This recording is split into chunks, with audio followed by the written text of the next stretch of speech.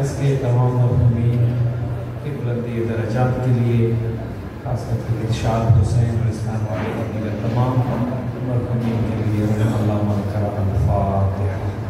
بسم اللہ الرحمن الرحیم۔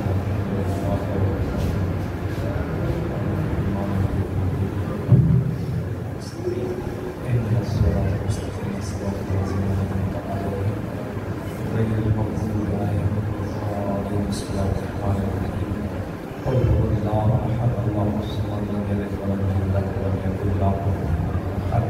بسم اللہ الرحمن الرحیم۔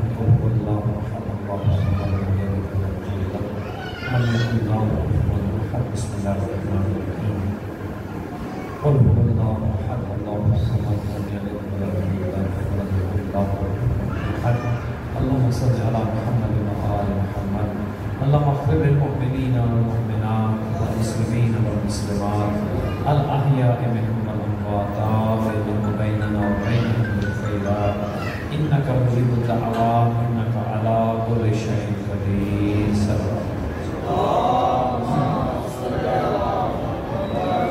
ما شاء الله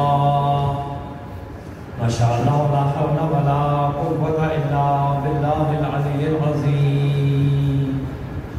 رب اشرح لي صدري ويسر لي امري واحلل عقدة من لساني يفقهوا قولي۔ اعوذ باللہ من الشیطان اللعین الرجیم۔ بسم اللہ الرحمن الرحیم۔ الحمد للہ رب العالمین، الحمد للہ کما هو اہلہ۔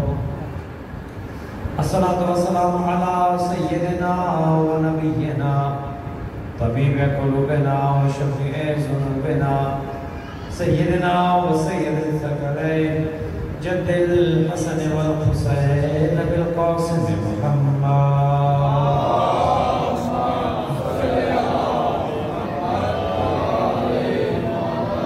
الصلاة والسلام علی اہل بیتہ الطیبین الطاہرین المعصومین الغر المیامین المنتجبین المکرمین الذین اذهب اللہ عنہم الرجس وطہرہم تطہیرا۔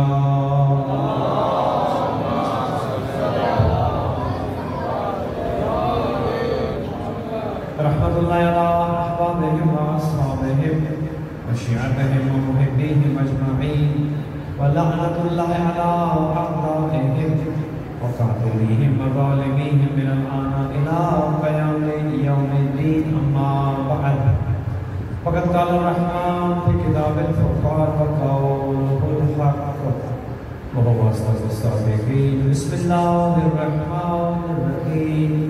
وما خلقت الجن والإنس إلا ليعبدون۔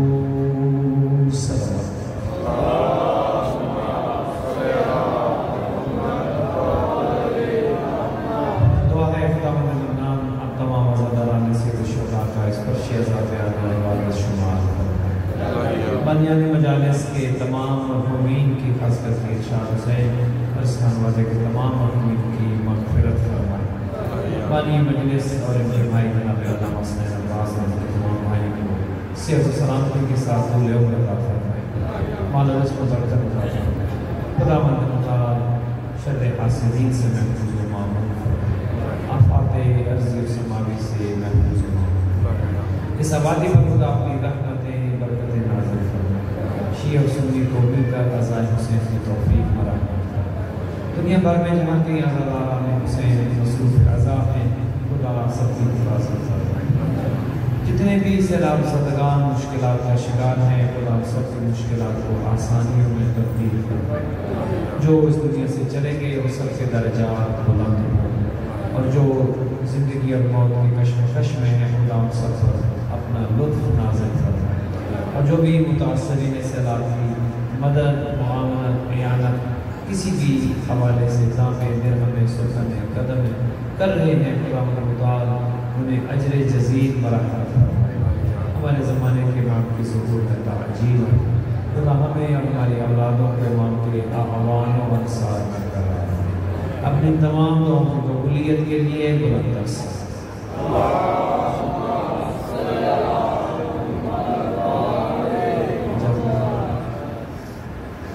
کل ہماری گفتگو جہاں رکی تھی آج انشاءاللہ وہیں سے ایک منزل اور آگے بڑھیں گے اور آج ہماری خوش قسمتی ہے کہ مومنین کی تعداد کے ساتھ ساتھ جناب علامہ عالم دین بھی آج مجلس میں موجود ہیں جنہیں میں جانتا ہوں شاید کچھ اور بھی ہوں لیکن چونکہ میرا تعارف نہیں ہے خدا اپنے مطالعہ سفر اپنی رحمت فرمائے۔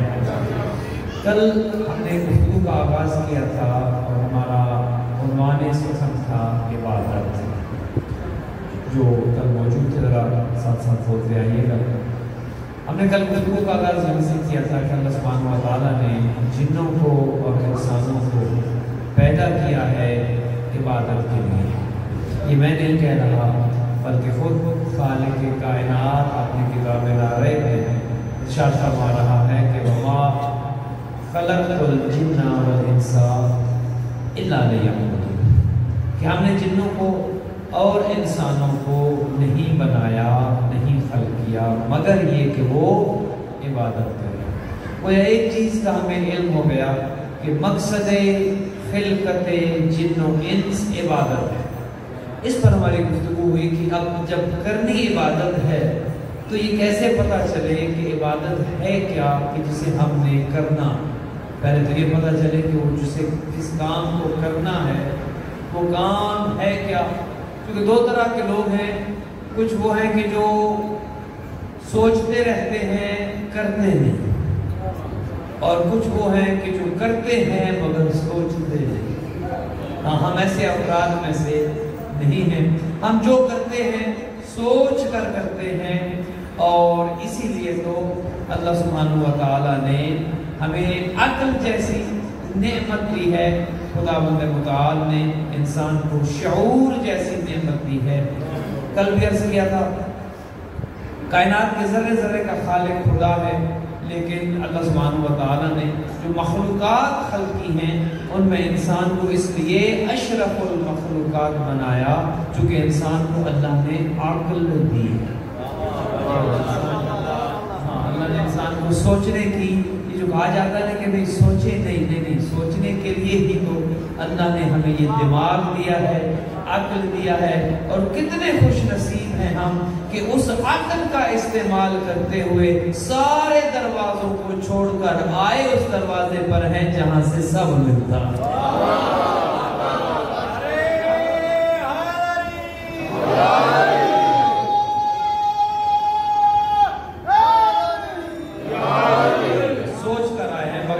اہل بیت کے دروازے پر نہیں ہے، سوچ کے آئے ہیں، اور سوچنے کا حکم ہے۔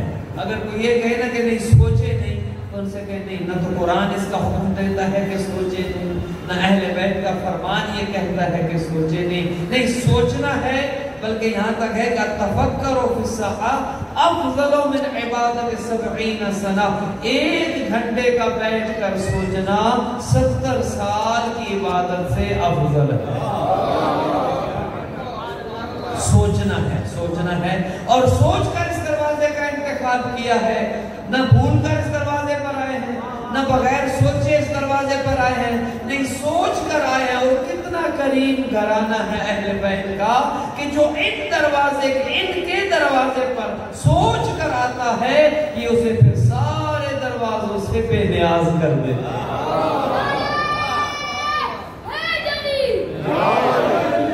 پھر کسی اور دروازے پر جانے کی ضرورت نہیں۔ یہ بہت بڑے سخی ہیں، آپ نے نام سخی تھے، نام سنا ہوگا، حاتم طائی، مسلمان نہیں تھے حاتم طائی، لیکن ان کی سخاوت کے چرچے آج بھی ہیں کہ وہ بہت بڑے سخی تھے۔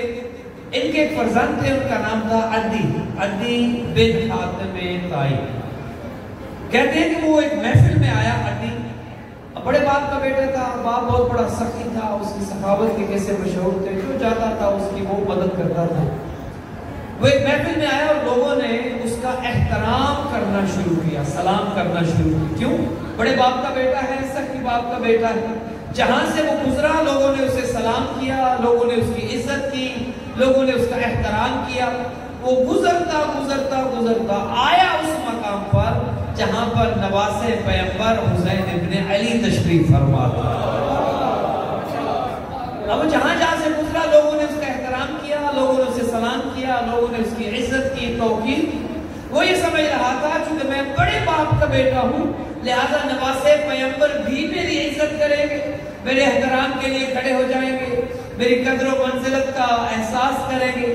لیکن امام کی عزت کائنات پر واجب ہے، امام کسی کی عزت کے لیے نہیں کھڑے ہوئے۔ امام کھڑے نہیں ہوئے۔ عدی پوچھتا ہے کہ اے نواسے پیغمبر آپ نے میرا احترام نہیں کیا، آپ میری عزت کے لیے کھڑے نہیں ہوئے۔ امام نے ارشاد فرمایا کہ دیکھو احترام یا عزت کیا جاتا ہے یا کی جاتی ہے کسی کی فضیلت کی وجہ سے، کوئی خاص چیز اس میں ہو اس کی وجہ سے اس کی عزت کی جاتی ہے۔ بتاؤ وہ کون سی چیز ہے کہ جو تم میں ہے اور مجھ میں نہیں؟ وہ کچھ چیز تو بتاؤ کہ جس کی وجہ سے تم چاہتے ہو کہ تمہارا احترام کیا جائے۔ کہ آپ جانتے نہیں میں بڑے باپ کا بیٹا ہوں۔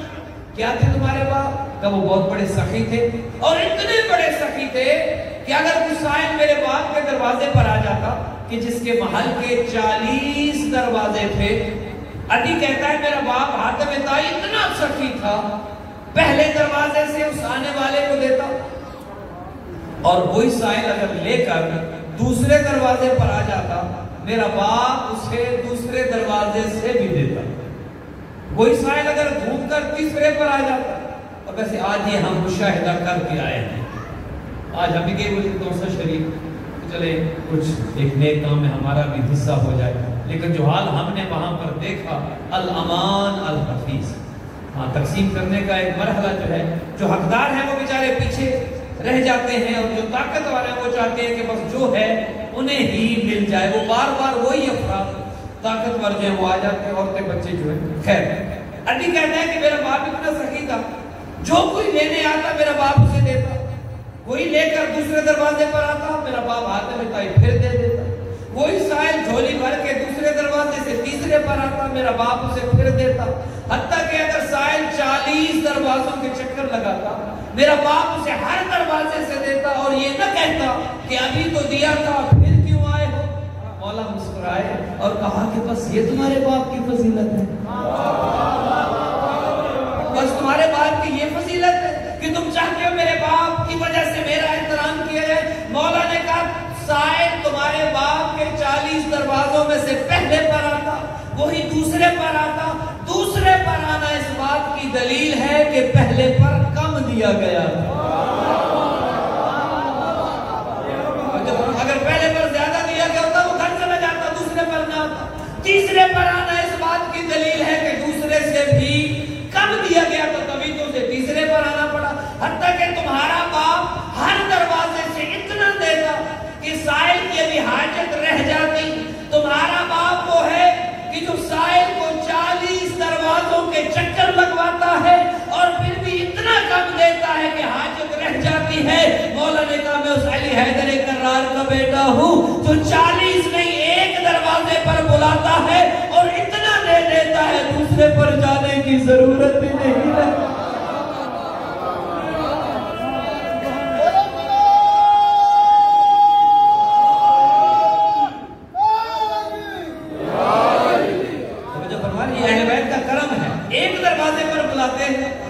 دروازے کے چکر در در کے چکر نہیں لگواتے، ایک پر بلاتے ہیں اور سب کچھ وہاں سے ملتا ہے۔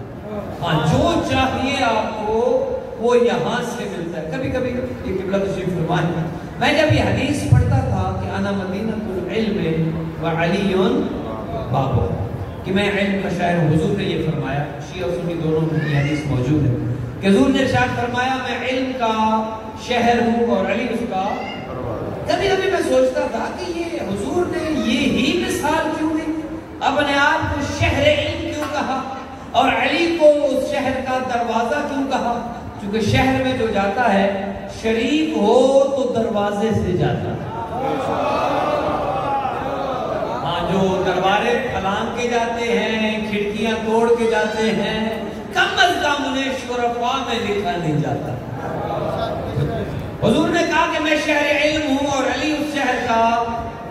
کبھی کبھی میں نے سوچا کہ یہ حضور نے اپنے آپ کو شہر کیوں کہا، علی کو دروازہ کیوں کہا، اور بہت سوچنے کے بعد اس نتیجے پر پہنچا کہ جیسے ماشاءاللہ کوٹ ایک سے ایک شہر ہے، وہ بڑا شہر ہے، بڑے شہروں میں ہے، اسی طرح ہر طرح کے شہر بھی ہیں، چھوٹے ہیں، درمیانی شہر ہیں، بڑے شہر ہیں، پھر دیہات ہیں، پھر قصبے ہیں، چھوٹے چھوٹے گاؤں ہیں۔ گاؤں سے آپ کو ہر چیز نہیں ملتی، ضرورت کی ہر چیز آپ کو گاؤں سے نہیں ملتی، ابتدائی چیزیں مل جائیں گی، کچھ چیزیں ایسی ہوں گی آپ کو قصبے میں جانا پڑے گا، کچھ چیزیں ایسی ہوں گی جو آپ کو قصبے سے بھی نہیں ملے گی، مثال کے طور پر کچھ چیزیں ٹوبڈے سے مل جائیں گی، کچھ آپ کو فیصل آباد جانا پڑے گا، کچھ ایسی ہوں گی آپ سے کہا جائے گا ملیں گی یا نہیں، تو آپ کو لاہور سے ملیں گی۔ تو بڑا شہر وہ ہوتا ہے جہاں سے سب کچھ مل جاتا ہے۔ تب یہ حدیث سمجھ آئی کہ حضور نے اپنے آپ کو شہر علم شہر اس لیے کہا چونکہ شہر سے ہر چیز مل جاتی ہے، جانا دروازے سے ہے جو علی حیدر کرار ہے، اور یہ دروازہ وہ ہے جو داخل ہو گیا اسے دین بھی مل جاتا ہے، دنیا بھی مل جاتی ہے، رزق بھی مل جاتا ہے، اولاد بھی مل جاتی ہے، ہر چیز مل جاتی ہے، کہیں اور جانے کی ضرورت بھی نہیں۔ تو بات شروع یہاں سے کی تھی کہ اللہ نے یہ ہم پر احسان کیا کہ ہمیں عقل جیسی نعمت دی کہ سوچے، اب سوچنا ہے۔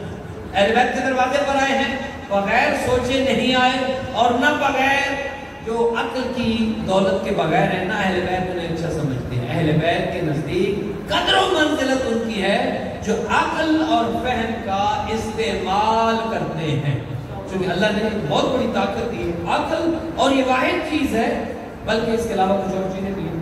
عقل وہ چیز ہے کہ جسے جتنا استعمال کریں گے اتنا بڑھے گی، عقل استعمال کرنے سے کم نہیں ہو۔ ویسے بعض لوگوں نے تو قسم اٹھائی کہ زندگی میں کبھی اسے استعمال نہیں کرتے، ہاں جو نہیں کرتے وہ بغیر کسی خوف کے استعمال کریں، یہ گھٹتی نہیں۔ عقل جتنا استعمال کرے عقل میں اضافہ ہوتا ہے، عقل بڑھتی ہے۔ تو اللہ نے ہمیں عقل دے کر اشرف المخلوقات بنایا، اور جب اشرف المخلوقات بنا چکا، اپنے آپ کو مبارکباد دے چکا، فتبارک اللہ احسن الخالقین کہہ کر پھر یہ کہا کہ دیکھو وما خلقت الجن والانس الا لیعبدون، دیکھو میں نے تمہیں پیدا عبادت کے لیے کیا ہے، میرے علاوہ کسی اور کی عبادت نہیں کریں۔ یہاں تک ہماری گفتگو کل پہنچی۔ اب یہ سمجھنا ہے کہ یہ عبادت ہے کیا، کرے کیسے، انداز کیسا ہو، بتائے گا کون، عبادت کی کیفیت کیسے ہو۔ اب یہ جو وسیلے کے منکر ہیں ان سے یہ پوچھیں کہ وہ خدا جو اپنے بارے میں یہ کہتا ہے کہ کنت کنزا مخفیا فاحببت ان اعرف فخلقت الخلق، میں چھپا ہوا خزانہ تھا، مجھے کوئی نہیں جانتا تھا، کوئی نہیں پہچانتا تھا، فاحببت ان اعرف، میرے اندر یہ خواہش ہوئی کہ مجھے پہچانا جائے، فخلقت الخلق، میں نے کچھ مخلوقات کچھ انواع کو خلق کیا تاکہ میرا تعارف کیا جائے، میرا تعارف ہو، میری پہچان ہو۔ تو جو اللہ جو علی کل شیء قدیر ہے، کسی کا محتاج نہیں، چاہتا بغیر وسیلے کے بھی اپنا تعارف کرا سکتا تھا، وہ اللہ اپنے تعارف کے لیے اہل بیت کے انوار کو خلق کر رہا تھا۔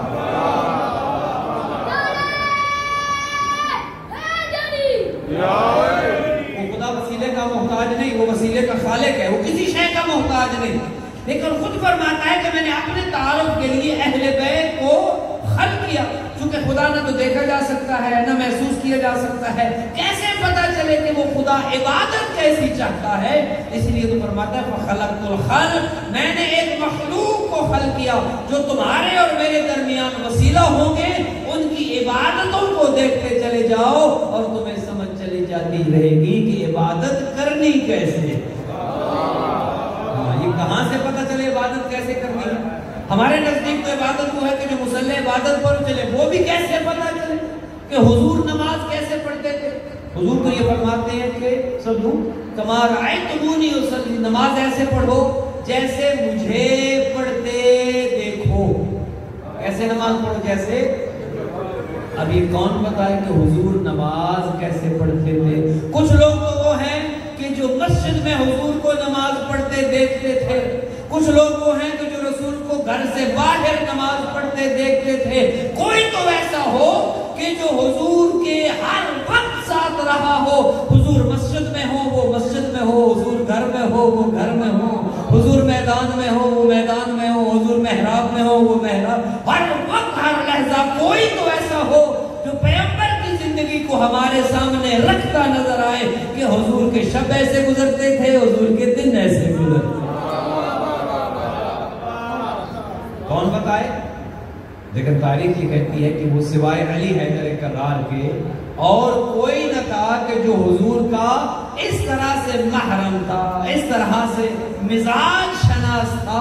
अली हैदर कर्रार जहां जहां रसूल थे वही वही अली हैदर कर्रार पैगंबर के साथ है। इसीलिए तो पैगंबर की जिंदगी की अगर झलक देखनी है, हुजूर की इबादतें कैसी, रियासतें कैसी, सजदे कैसे, तो वो कहां से देखा जाएगा?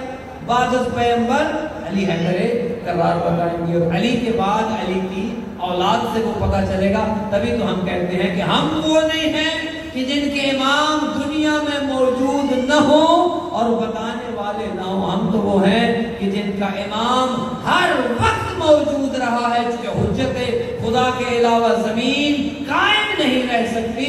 इसीलिए तो हम बिला फस्ल के मानने वाले हैं कि इधर रिसालत पर्दा करती है और इमामत मिंबर पे आ जाती है। हाँ, अली हैदर कर्रार ने हमें बताया इबादत कैसे, इसीलिए तो कहते हैं मस्जिद में भी अली है, मिंबर पे भी अली, काबा गवाह है गोशे, पैगंबर पे भी अली। किबला ने रुबाई पढ़ी तो मेरा भी दिल की है, चार मस्जिद में भी अली है, मिंबर पे भी अली, काबा गवाह है गोशे, पैगंबर पे भी अली, हिजरत की शब रसूल के बिस्तर पे भी अली, जन्नत अली की मिल्क है, कौसर पे भी अली, हर जा अली मिलेंगे, न दामन बचाइए, बचना अली से है तो जहन्नम में जाइए।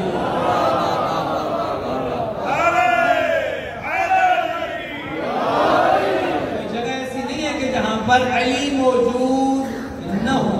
अब अली बताएंगे कि इबादत कैसे करनी है, अली की नमाजें बताएंगे, हुजूर नमाजें कैसे पढ़ते थे, अली की जिंदगी बताएंगे, हुजूर की जिंदगी कैसे गुजरी है।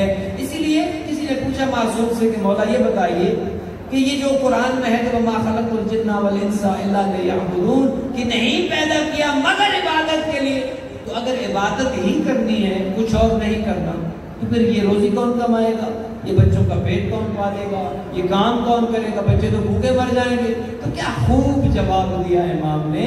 इसलिए तो कहते हैं ना कि कलामुल इमाम इमामुल कलाम, इमाम का कलाम कलाम का इमाम होता है। वो किसी से पूछ कर नहीं बताते बल्कि इल्म लदुन्नी के मालिक होते हैं। जब साहिल ने कहा ना कि मौला अगर काम ही नहीं करना, इबादत ही इबादत करनी है, तो फिर रिस्क कौन कमाएगा, बच्चों का पेट कौन पालेगा। क्या खूबसूरत जुमला दिया और क्या फरमाया। फरमाया तुझे किसने कहा है कि खुदा ये चाहता है कि इबादत को जिंदगी बना लो, हर वक्त हर लहजा इबादत करो, मुसल्ले पर बैठे रहो, इबादत को जिंदगी बनाओ। किसने कहा है तुमसे? तो कहा मौला फिर क्या चाहता है खुदा, क्यों इबादत के लिए खल्क किया। कहा खुदा ये नहीं चाहता कि इबादत को जिंदगी बनाओ, बल्कि खुदा ये चाहता है जिंदगी को इबादत बनाओ। जिंदगी को इबादत बना लो, न कि इबादत को जिंदगी बनाओ। जंगलों में जाने का कोई फायदा नहीं कि बैठकर बस अल्लाह अल्लाह करे और बस और कुछ नहीं करना। तारीख दुनिया होने का इस्लाम में कोई तसव्वुर नहीं है। इस्लाम ये नहीं चाहता कि इबादत को जिंदगी बस मुसल्ले पर बैठे और नमाजें पढ़े और कोई काम न करे। खुदा ये नहीं चाहता, बल्कि खुदा क्या चाहता है जिंदगी को इबादत, सारी जिंदगी इबादत बन जाए। उठो तो इबादत हो, बैठो तो इबादत हो, जागो तो इबादत हो, सोए तो इबादत हो, काम करें तो इबादत हो, सोचे तो इबादत हो। देखिए पानी पीना जिंदगी की जरूरत है। जाहिर इसमें कोई सवाब गुनाह का कोई तस्वर नहीं है। पानी पीना जिंदगी की जरूरत है। पानी पिएंगे तो जिंदा रहेंगे। अब कैसे इस पानी पीने के अमल को इबादत बनाए। जिंदगी को इबादत बनाना है, जिंदगी के हर काम को इबादत बनाना है। मैंने एक छोटी सी मिसाल अर्ज की कि पानी पीना एक जिंदगी की जरूरत है। इसमें कुछ सवाब गुनाह का वो नहीं, आप पानी पी रहे हैं, जिंदगी की जरूरत है।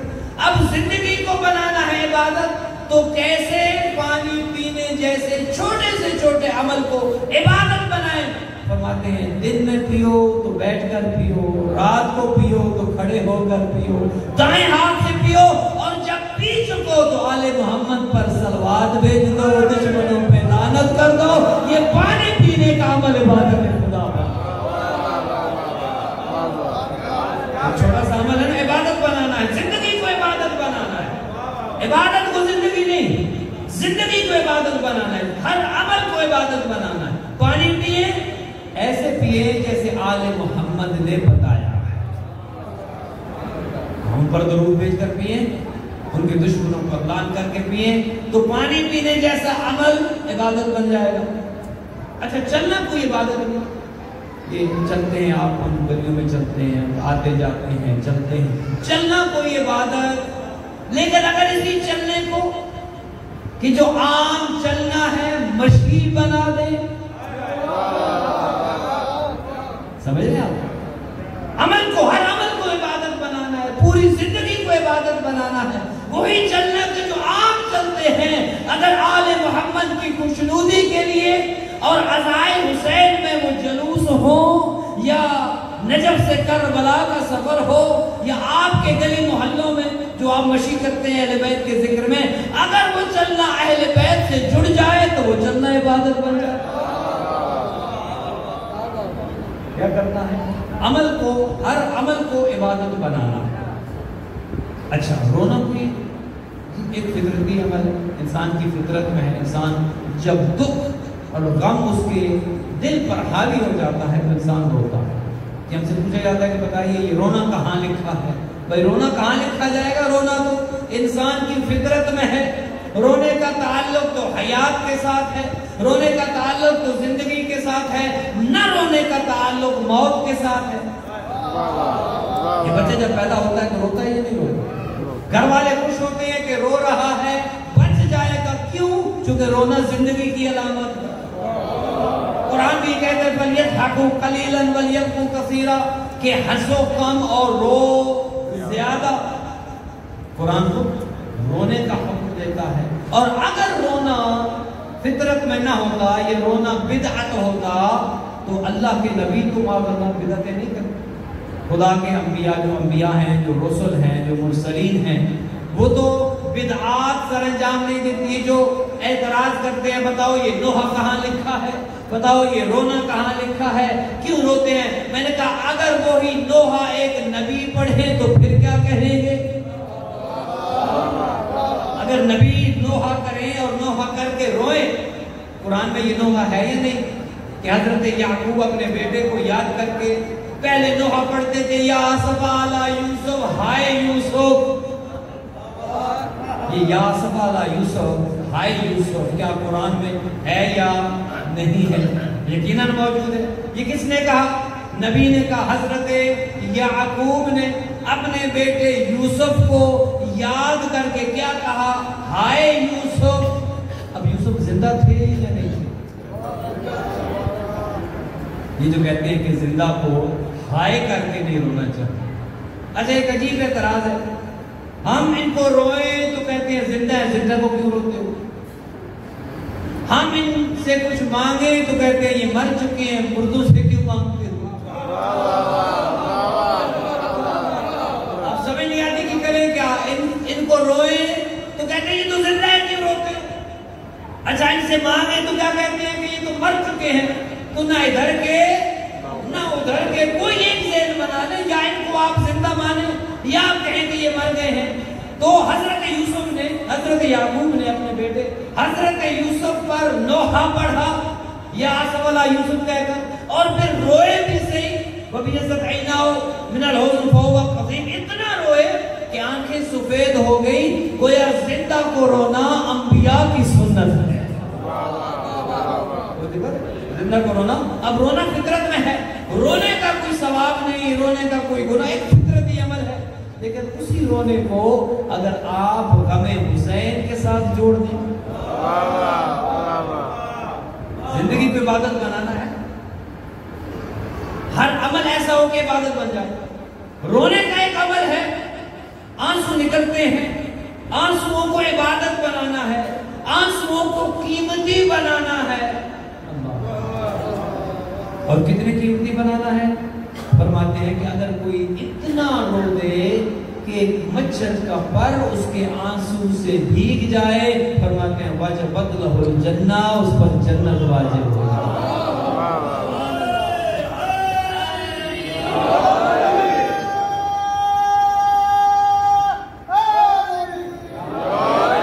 تو پیش نظر رہے کہ ہم نے زندگی کو عبادت بنانا ہے، عبادت کو زندگی نہیں بنانا، کام ایسا کریں۔ ایک چیز یہاں پر رو کر یہ بھی سن لیں کہ یہ زندگی جو اللہ نے ہمیں دی ہے، جو اللہ کی امانت ہے، اس میں مسلمان ہونے کے ناطے ہم نے سب کچھ کرنا ہے۔ زندگی کے اندر رہ کر جو دین اور دنیا کے معاملات ہم نے سر انجام دینے، دنیا کمانا بھی دین ہے۔ یہ نہیں کہ دنیا کمانا کوئی معاذ اللہ اسلام میں جائز نہیں ہے۔ لا دین لمن لا معاش اللہ، معصوم فرماتے ہیں جس کی معاش نہیں اس کا دین ہی کوئی نہیں ہے۔ خدا ایسے حال کو پسند نہیں کرتا، خالق تو ایسے حال کو پسند کرتا ہے۔ لہذا دنیا کمانی ہے وہ بھی دین کا حصہ ہے، بچوں کا پیٹ پالنا ہے وہ بھی دین کا حصہ ہے۔ پورے کا پورا ایک پیکج ہے دین کہ جس میں نمازیں بھی پڑھنی ہیں، جس میں روزے بھی رکھنے ہیں، جس میں عبادتیں بھی کرنی ہیں، جس میں مجلسیں بھی سننی ہیں، جس میں نعرے بھی لگانے ہیں، جس میں صلواتیں بھی پڑھنی ہیں، جس میں رونا بھی ہے، جس میں خوش ہونا بھی ہے، جس میں مومنین کا احترام بھی ہے، محلے والوں کے حقوق بھی ہیں، پڑوسیوں کا خیال بھی رکھنا ہے، بچوں کا احترام بھی کرنا ہے، بڑوں کی، یہ سارے کا سارا ایک گلدستہ ہے جس کا نام دین ہے۔ ہاں دین فقط، یہ جملہ بیچ میں رک کر کہہ دوں، دین فقط عبادتوں کا نام نہیں، دین فقط عقیدے کا نام نہیں، دین فقط معاملات کا نام نہیں، دین فقط اخلاق، یہ سارے کا سارا دین اس میں آتا ہے۔ یہ بعض اوقات کہا جاتا ہے نا، جب کبھی جاتے ہیں تو کہا جاتا ہے کہ مولانا بس مجلس ایسی ہو کہ فضائل کی چھل آئے، ہمیں چاہیے وہ مجلس کیسی کہ جس میں فضائل نہ ہو۔ مجلس تو ہے ہی فضائل کے لیے، لیکن یہ بھی بات درست نہیں ہے کہ فضائل ہی فضائل ہوں، وہاں پر جن کے فضائل ہیں ان کی بات نہ کی جائے۔ سمجھے فرما رہے نا؟ میں اکثر عرض کرتا ہوں اپنے دوستوں کی خدمت میں کہ جس طرح نماز کے ارکان ہیں اسی طرح عزاداری کے بھی ارکان ہیں۔ جب آپ بھی فرمائش کرتے ہیں تو ان چیزوں کا بھی ذرا خیال رکھا کریں کہ مجلس کے ارکان میں سے ایک رکن ہے شان اہل بیت۔ یہ مجلس کا رکن ہے، شان کے بغیر مجلس کیسی ہے؟ جس مجلس میں اہل بیت کی شان بیان نہ کی جائے وہ مجلس نہیں ہے، بلکہ اس لیے تو پیغمبر نے کہا کہ زینوا مجالسکم بذکر علی ابن ابی طالب، اپنی مجالس کو زینت دو، انہیں خوبصورت بناؤ، انہیں حسن دو میرے بھائی علی کے ذکر کے ساتھ۔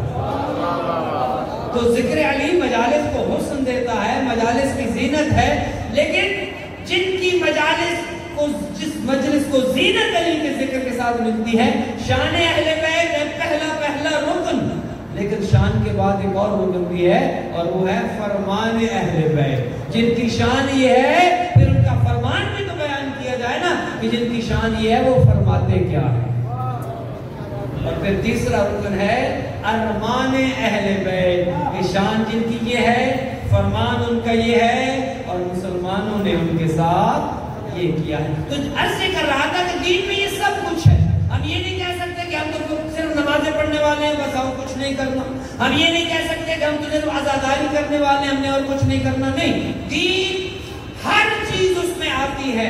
کوئی یہ نہیں کہہ سکتا کہ ماتم تو ماتم ہی کریں گے، میں کیوں ماتم کروں، میرا کام تو نمازیں پڑھنا ہے، نہیں۔ جب ایسی نمازیں لے کر جاؤ گے کہ جن میں غم حسین نہیں ہے، روایات کہتی ہیں ایسی نمازیں نمازیوں کے منہ پہ ماری جائیں۔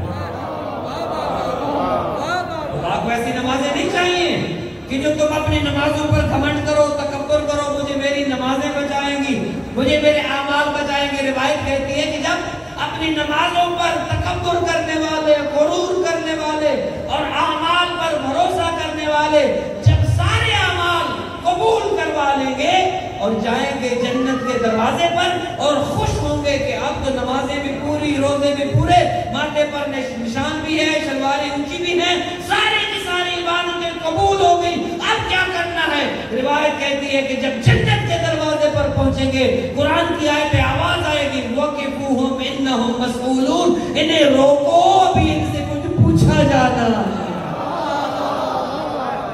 अभी तो कुछ पूछा जाना है। वो कहेंगे अब क्या पूछना है, नमाजें पूरी, रोजे भी पूरे, हज भी हर साल किया, हर नेक काम किया, तो पूछा जाएगा कि सारे काम को लेकर आए हो, अज विलायत अली इब्न अबी तालिब, बताओ क्या अली की विला भी लेके आए हो? नमाजों में अली की विलायत, अली की मोहब्बत, रोजे में अली की विलायत, तुम्हारी जिंदगी में अली की विलायत थी या नहीं थी? अली की मोहब्बत के साथ अमल किए हैं या अली के बुग़्ज़ के साथ अमल किए हैं? बताओ तो सही। अगर वो नमाजें अली की मोहब्बत से खाली है तो वो वर्जिश है, नमाजें नहीं है। अगर रोजे अली की विला से खाली हैं तो वो भूख हड़ताल है, रोजे नहीं है। और अगर हज अली की विलायत से खाली है तो वो तेरे नसीब का चक्कर है, फिर तवाफ नहीं।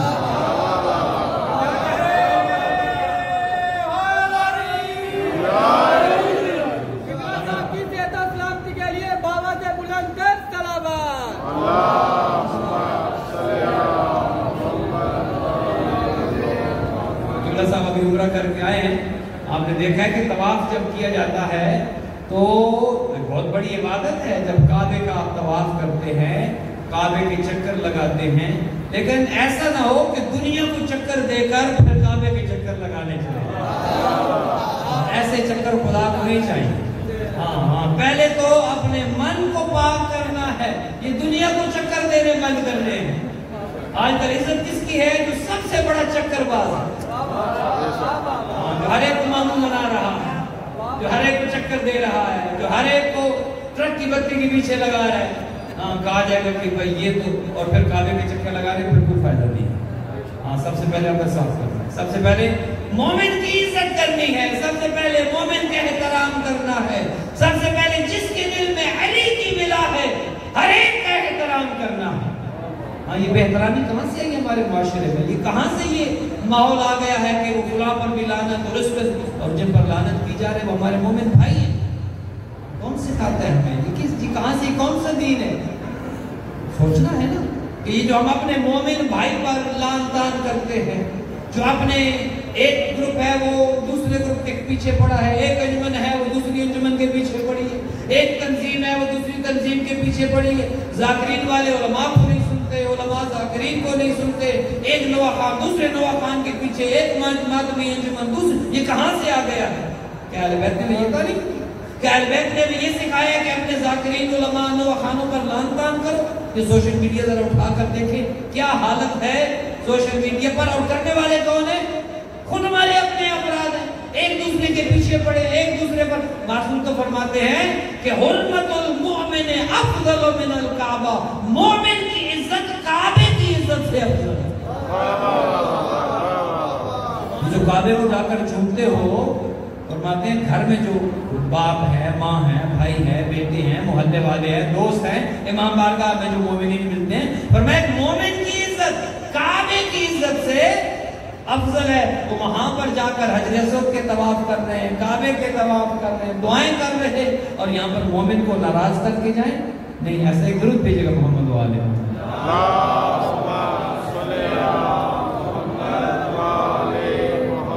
हाँ, विलायत इसका नाम नहीं है कि एक दूसरे पर तबर्राबाजी की जाए, एक दूसरे पर।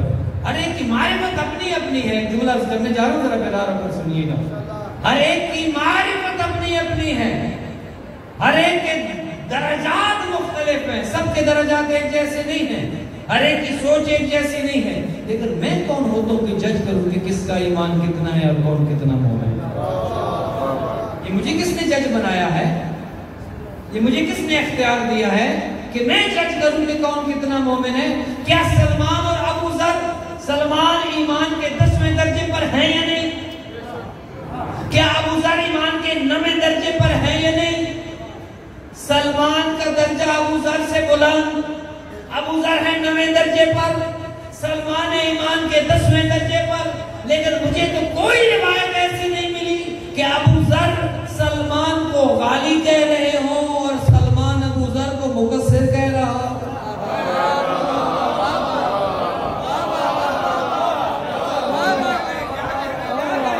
फर्क है या नहीं? सलमान है 10वें दर्जे पर, अबू ज़र है 9वें दर्जे पर। दोनों अली की मत वाले हैं, दोनों अली के साथ बैठने वाले हैं, दोनों अली की विलायत कदम भरने वाले हैं। हर एक की मारिफत अलग لیکن کوئی نہیں ہے کہ جو ایک دوسرے کو ناپسند کرتا ہو، کوئی نہیں ہے کہ جو ایک دوسرے پر لعن کرتا ہو، ایک دوسرے پر غالب ہو۔ ہمارے معاشرے میں یہ کہاں سے آ گیا؟ نہیں، مومن جو علی کی ولایت جس کے دل میں ہے، علی کی محبت جس کے دل میں ہے، ہمیں ہر اسے کا احترام کرنا اور کسی کو اپنے سے کم درجے کا مومن نہیں سمجھنا۔ ہاں، ہو سکتا ہے جو ہمارے نزدیک ایک عام سا مومن ہو، علی کی نظر میں اس کا مقام کتنا ہوگا کون میں نہیں جانتا۔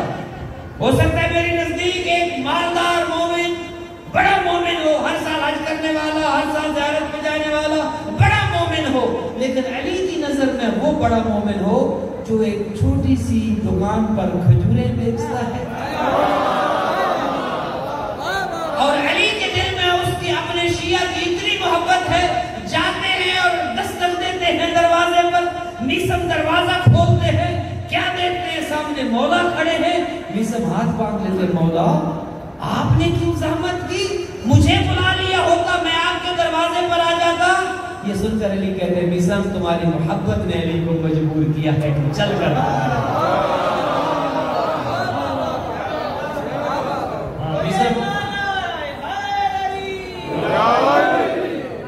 یہ مومن کا مقام ہے۔ میسم تمہاری محبت نے علی کو چل کر آنے پر مجبور کیا ہے، علی تمہارے دیدار کا علی کے اندر اتنا شوق تھا کہ اپنے شیعہ کو جا کر ملے، اپنے موالی کو جا کر ملے۔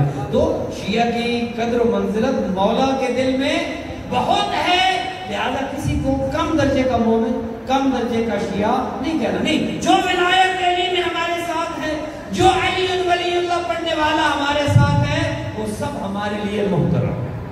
ہمارے ذاکرین ہوں، ہمارے علماء ہوں، ہمارے مراجع کرام ہوں، ہماری ماتمی انجمنیں ہوں، تو بات طویل نہ ہو جائے، ہر عمل کرنا ہے۔ تو یہ نہ کہے کہ میں نے تو بس نمازیں پڑھنی ہے، ماتم نہیں کرتا۔ ماتمی کہے کہ میں تو اندر آؤں گا، جب ماتم شروع ہوگا مجلس میں نے نہیں سننی۔ نہیں، عبادت کیا ہے؟ زندگی کو عبادت، بات یاد ہے نا جہاں سے شروع ہوئی، زندگی کو عبادت بنانا ہے، اور جو کچھ دین میں آتا ہے ہر اس کو زندگی میں ڈالنا ہے۔ نماز ہو تو مصلی عبادت پر آ جائے، اذان کا وقت ہو تو مصلی عبادت پر آ جائے۔ آج کل تو خیر جو ابھی آج ہی مجھے ایک کلپ دکھایا گیا ہے، ایک جگہ پر مجلس ہو رہی تھی اور ساتھ کسی مسجد سے آذان کی آواز آئی، چونکہ آذانیں بچی ہیں مجلس والوں کے وسیلے سے۔ آج اگر مسجدوں میں آذانیں ہیں تو یہ کربلا والوں کا صدقہ ہے۔ اگر کربلا والوں کی قربانیاں نہ ہوتی تو آج آذانیں نہ ہوتی، آج مسجدیں ویران ہوتی، نہ عبادتیں ہوتی، نہ آذانیں ہوتی۔ چونکہ یزید تو وہ تھا کہ اس نے 3 دن مسجد نبوی میں آذان نہیں ہونے دی۔ یزید نے مسجد نبوی کا جو احترام ہے وہ پامال کیا، 3 دن گھوڑے بندھوائے گئے اور کیا کچھ نہیں ہوا۔ لیکن کربلا والوں نے آذانیں بھی بچائی ہیں، مجلس والوں نے دین بھی بچایا ہے۔ تو ایک صاحب کو مجلس پڑھ رہے تھے اور ادھر سے مسجد سے آذان ہوئی۔ اب 2 طریقے تھے، ایک تو یہ تھا کہ وہ پڑھتے رہتے چلے جو ان کا وہ ہے، دوسرا یہ تھا کہ احترام آذان میں کچھ دیر کے لیے خاموش ہو جاتے کہ 2 منٹ کی آذان ہے، ختم ہو جائے گی، اس کے بعد مجلس شروع کر دیں گے۔ تو وہ یہ کہتے ہیں کہ جاؤ اور اس کو کہو کہ بغیر سپیکر کے آذان دو تاکہ میری مجلس ڈسٹرب نہ ہو۔ یہ کلپ موجود ہے، دیکھ لیجیے گا۔ تو نہیں، دین ایسا نہیں ہے کہ میرا کام ہے پڑھنا، میں آذان نہیں سنوں گا، میرا کام ہے ماتم کرنا، میں نماز نہیں پڑھوں گا، میں نمازی ہوں میں ماتم نہیں کروں گا۔ نہیں، نمازی کو ماتم بھی کرنا ہے اور ماتمی کو نمازیں بھی پڑھنی ہے۔ ولایت یہی کہتی ہے نا۔ مولوی کیا کہتے ہیں؟ مولوی یہ کہتے ہیں کہ زندگی کو عبادت بنا لو، اور مجھے یہ کہنے میں کوئی دو رائے نہیں ہے کہ ہمیں وہ نمازی ذرا اچھا نہیں لگتا جو ماتمی نہ ہو، اور ہمیں وہ ماتمی بھی اچھا نہیں لگتا جو نمازی نہ ہو۔ کیونکہ سب دین میں ہے، نمازیں بھی ہے، ماتم بھی ہے، دعا خوانی بھی ہے، مجلسیں بھی پڑھنی ہے، نعرے بھی لگانے۔ دین کو زندگی بنانا ہے، عبادت کو زندگی بنانا ہے، زندگی کو عبادت پر۔ تو یہ ایک ایسا عمل ہے کہ جس میں ہم نے آگے بڑھنا ہے، اور یہ سکھایا کس نے ہے؟ یہ سکھایا ہے علی نے اور اولاد علی نے۔ ایک درود بھی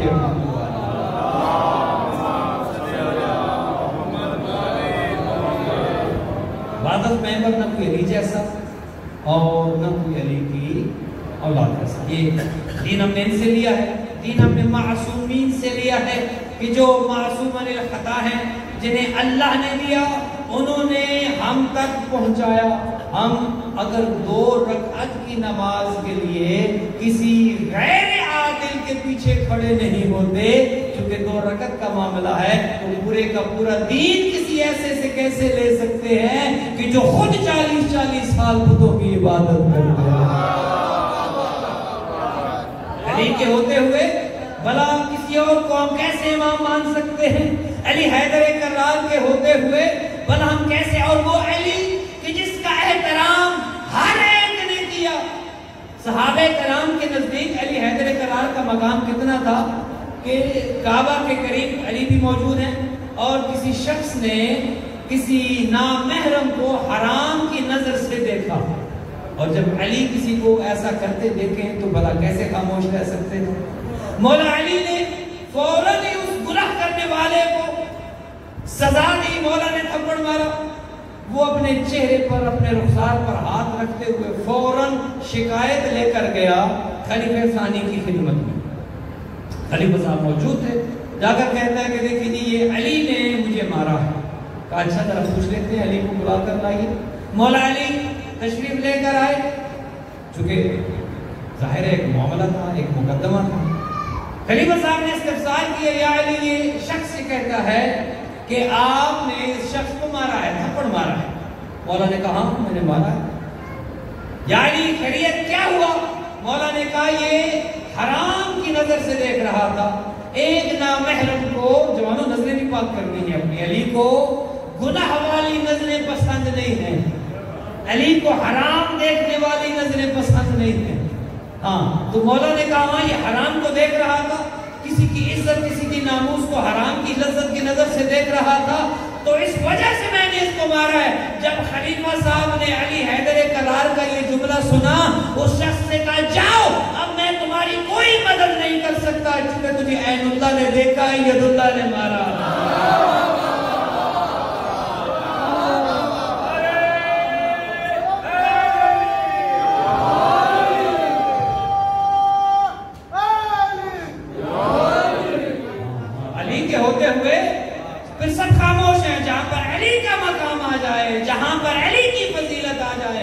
پیغمبر بتا کر گئے ہیں، پیغمبر نے جو علی کا تعارف کرایا ہے، اور ہم پیغمبر کی ماننے والے ہیں، ہے یہ نہیں؟ جو جو پیغمبر کی مانتا ہے وہ آواز بلند صلوات پڑھ دیتا ہے۔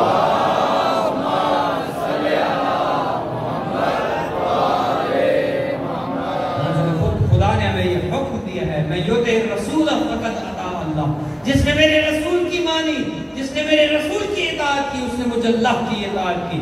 ہم نے آقا کریم، ہاں نہیں، کوئی ایسا نہ کہے کہ ہم رسول کی نہیں مانتے، نہیں، ہم نے دین لیا ہے تو رسول سے لیا ہے، ہم نے علی لیا ہے تو غیر میں رسول اللہ سے لیا۔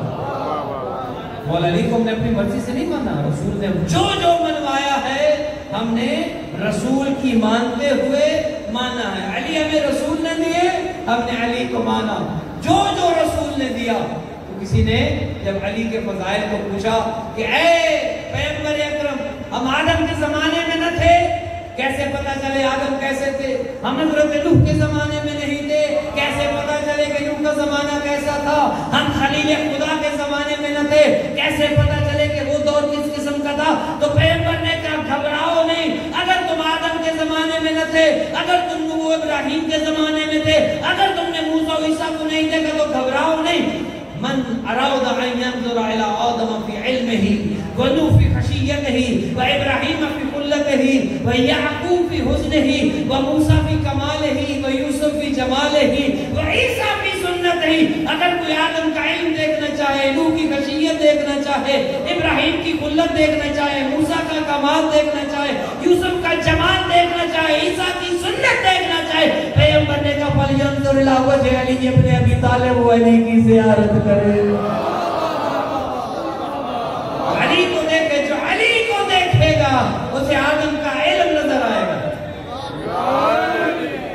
جو علی کو دیکھے گا اسے آدم کا علم ملے گا، نوح کی خشیت ملے گی، ابراہیم کی خلت ملے گی، چونکہ علی حیدر کرار وہ ہیں کہ جو بعد از نبی، یہ شیعہ کا عقیدہ ہے، ہاں شیعہ علی کو नबी से नहीं बढ़ाते। अगर कोई नबी को इतना नीचे ले आए, हमारे नजदीक बाद खुदा बुजुर्ग तू ही किस्सा मुख्तसर, खुदा के बाद आका करीम की बराबरी करने वाला कोई नहीं है, और बाद मुस्तफा अली हैदर करार की बराबरी करने वाला भी कोई नहीं है। ये हमारा अकीदा है। अली को अल्लाह ने फजीलतें दी हैं और अली ने बताया है इबादत कैसे करनी है। अली ने अपनी जिंदगी को इबादत बना के हमें दिखाया। अली और औलाद अली ने अपनी जिंदगी को इबादत बनाकर दुनिया को दिखाया। दुनिया वालों, तुम पानी पी के नमाजें पढ़ते हो, हम प्यासे पढ़ के दिखाते। दुनिया वालों, तुम खाने खा के इबादतें करते हो, वो और है, और भूख और प्यास को बर्दाश्त करके सजदे करना और है। दुनिया को क्या पता चले कि इबादत किसे कहते हैं? दुनिया को क्या खबर कि इबादत किसे कहते हैं? अल्लाहु अकबर। खाने खा के इबादतें करना और पानी पी के इबादतें करना, और कैसे पता चले दुनिया को कि इबादत क्या होती है, कैसे की जाती है? ये अगर किसी ने करके दिखाया है, अली ने करके दिखाया है, और अली की औलाद ने करके दिखाया। करबला एक मकतब है, हाँ, करबला पूरा एक मदरसा है। करबला ने हमें बहुत कुछ सिखाया है। अल्लाह अकबर। जहाँ भूख हो, जहाँ प्यास हो, जहाँ खौफ हो, जहाँ लाशें बिखरे पड़े हों, वहाँ किसको नमाजें याद रहती हैं?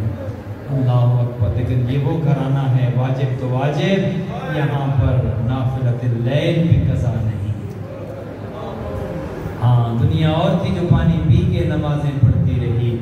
अल्लाह अकबर। ये घराना वो था जिन पर प्यास का गलबा था। अल्लाह अकबर। हाँ, फिर कहते हैं ये मुसलमान थे। कैसे मुसलमान थे? मर्दों से लड़ाई थी, मर्दों पर पानी बंद कर देते, भला बच्चों पर भी पानी बंद किया जाता। ये अय्याम जनाब सकीना है ना, रिवायत कहती है कि जब हर तरफ जनाजे बिखरे पड़े थे, अल्लाह अकबर, कोई ना बचा था, और उधर से ये आवाज, ये नारा बुलंद हुआ, लूटो लूटो तबर्रुकात अली हो रसूल को, कैदी बना के ले चलो आले रसूल को।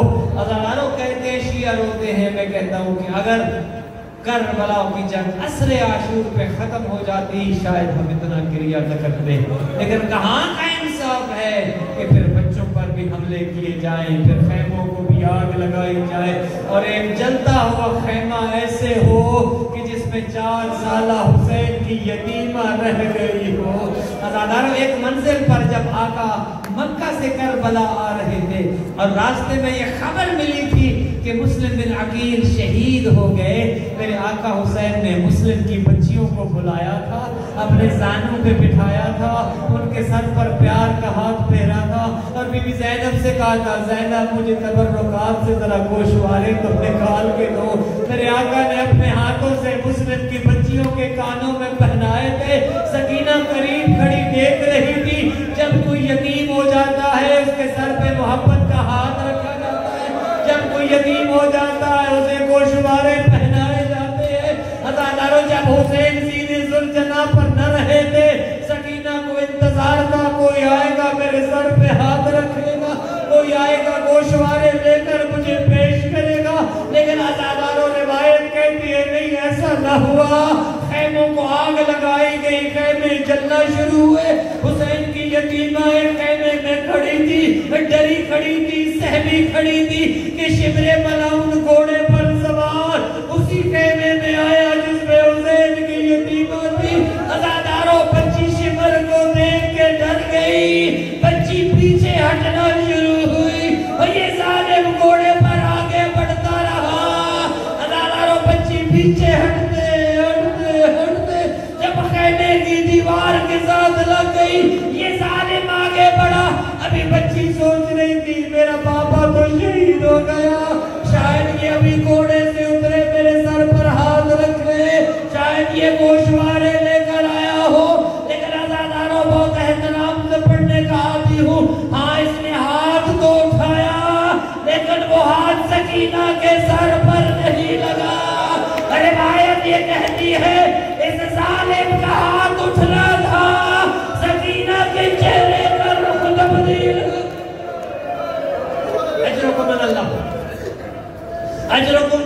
अज़ादारों को शुमारे अगर मांग लेता करीम इब्ने करीम की बेटी थी, खुद उतार के दे देती, लेकिन रिवायत ये कहती है इस जालिम ने उतारे नहीं।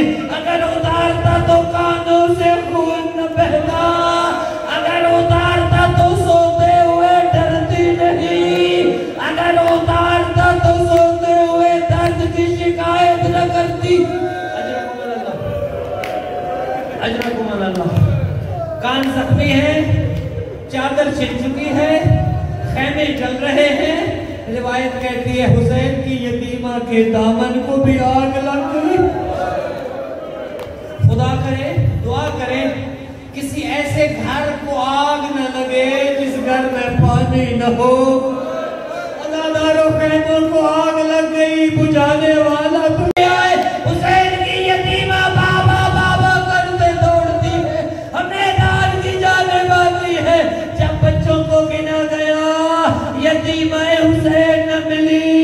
अभी भी ज़ैनब ने बीबी उम्मे कुलसूम को साथ लिया, सकीना की तलाश में निकले। जब मैदान में आती है बीबियां, क्या देखती है? एक लाशा है जिसका सर कट चुका है। सकीना उस लाशे के पांव पे अपने आप को लिटा रखा हुआ है और नींद आ गई है हुसैन के सीने पे सोने वाली को। अज़ादारों बीबी ज़ैनब करीब आई, सकीना का शाना हिलाया, उठो मेरे लाल। अज़ादारों जब उठा, फूफी अम्मा को देखा, बीबी ज़ैनब ने पूछा सकीना इतने जो लाशें पड़े हैं, रात की तारीकी है, तुझे कैसे पता चला ये तेरे बाबा का लाशा है? कहा फूफी अम्मा जब शिकर मेरे खैमे में आया और मेरे चेहरे पे जुल्म किया, मेरे कानों से खून बहा, फूफी अम्मा मुझे बाबा बहुत याद आया।